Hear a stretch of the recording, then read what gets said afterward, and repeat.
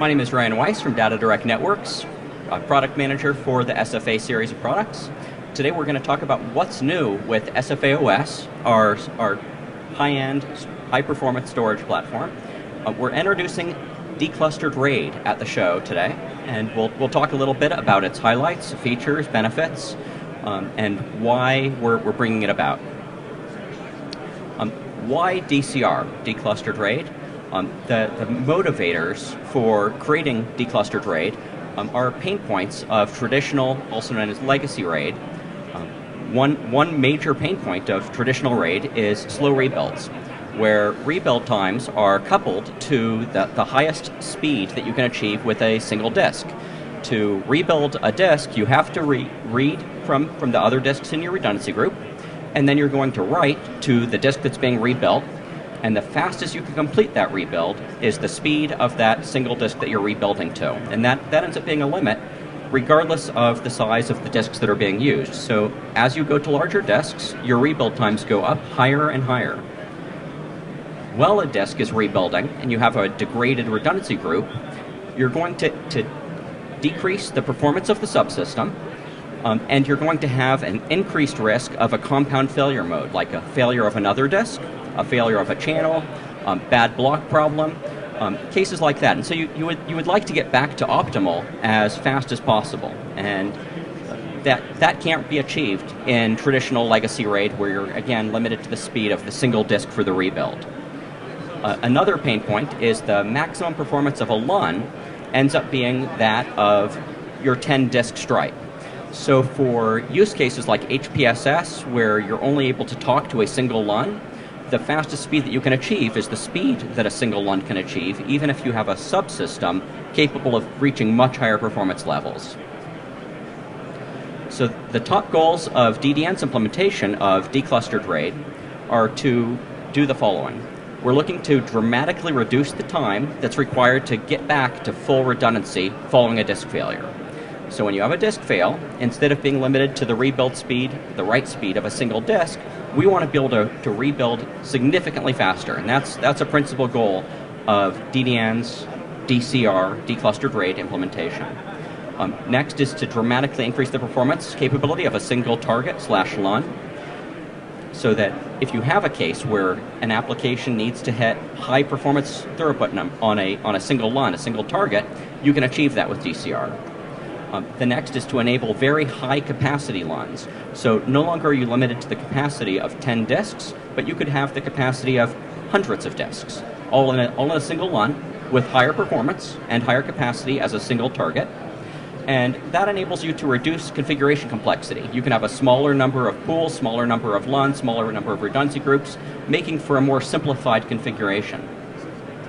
And this also enables single-threaded I/O, albeit with queue depth, to reach near peak HCA performance, so you're able to achieve higher performance on jobs that aren't necessarily as efficient as you would like, multi-threaded where they have many separate queues running at the same time.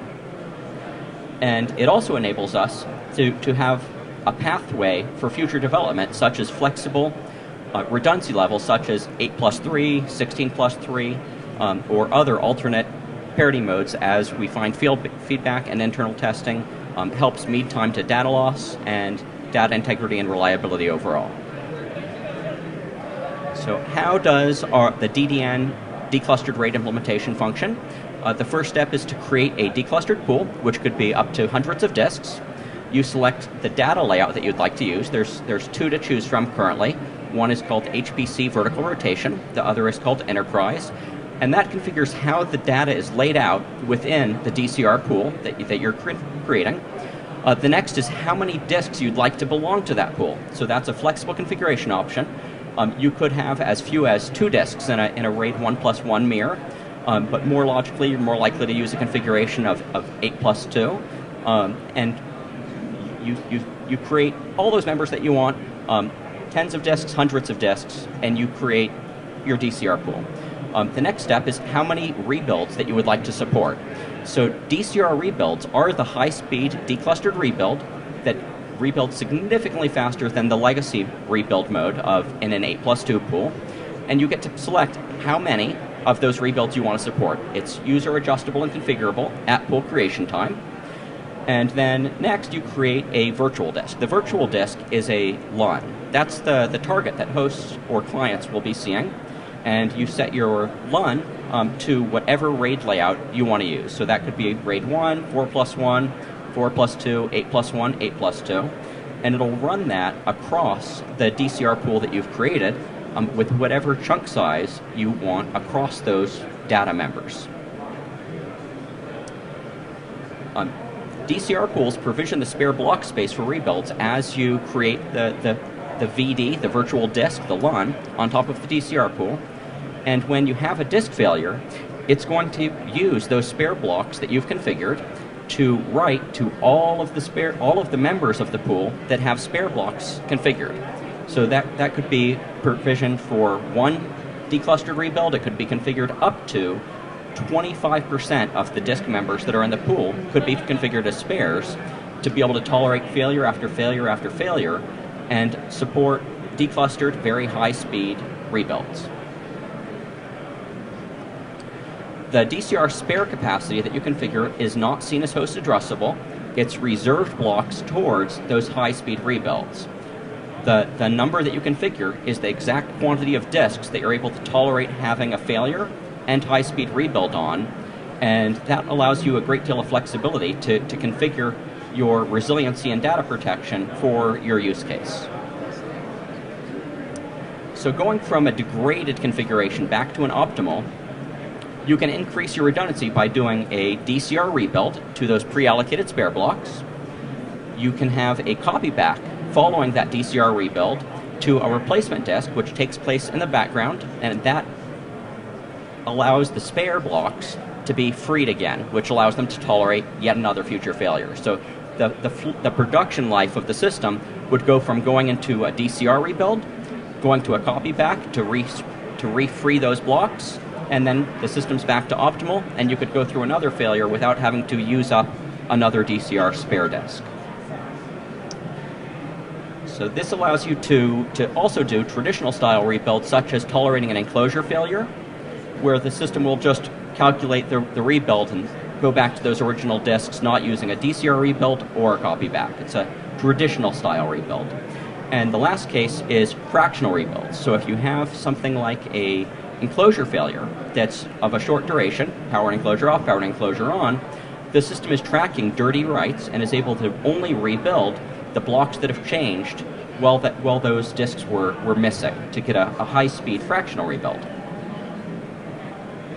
So DCR rebuilds can be much faster than an 8+2 traditional RAID 6, again because the 8+2 group is limited to the sequential write speed of a single disk. It's the fastest you could ever have a rebuild take place because you have to write all of those blocks.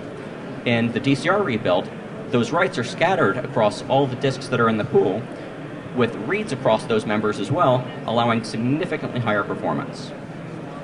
And here we have a rebuild example for a couple of style DCR pools and a legacy pool.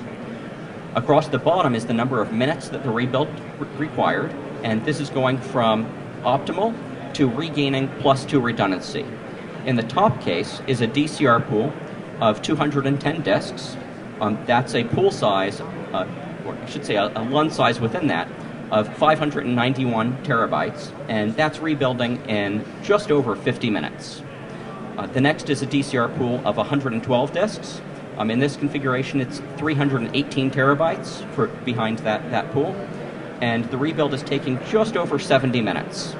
And in the last case is a legacy-style, traditional 8+2 pool, which is holding just 37 terabytes, and that's taking over 700 minutes, nearly 800 minutes. So you can see the benefit in rebuild time being substantially reduced from DCR. And that's what we're bringing with this feature. Thank you.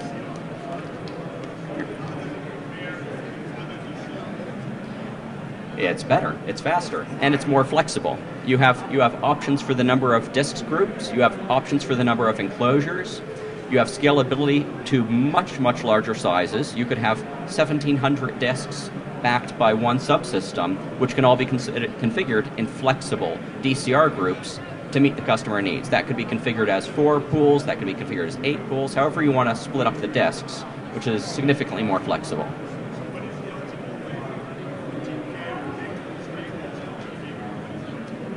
So that depends on the customer use case, which is one of the pleasant pieces of it being so configurable. We can tune it towards a lower number of pools, which will yield the highest rebuild performance.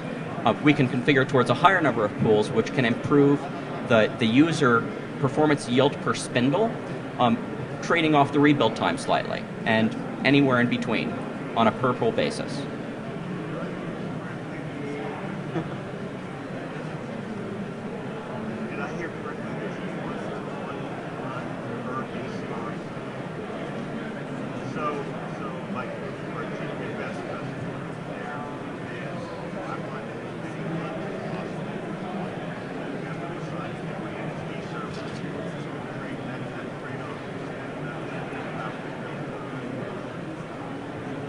So in terms of the number of pools that you have and the number of LUNs, which right now in this version it's a one-to-one mapping of DCR pools to virtual disks / LUNs. And the way you would want to configure it is mapping it to the number of ports that you have available. So in an SFA 14K embedded configuration, where you're most likely going to be running 4 ports out, the minimum number of pools that are going to be a logical choice is going to be 4. And that's going to be, depending on your system size, that could be 105 disks, or if we're running 10 enclosures with 840 disks and you wanted it with a minimalized config, you would have 4 210 disk pools. Other logical config size points would be divisible by 4. So you might have 4 pools, you might make 8 pools, you might make 12 pools. If you were running a block configuration, where you might have 12 ports active, then you would tend towards a configuration divisible by 12 to evenly divide a quantity that lets each NSD server have active NSDs backing that storage. Did that answer your question? Okay, super.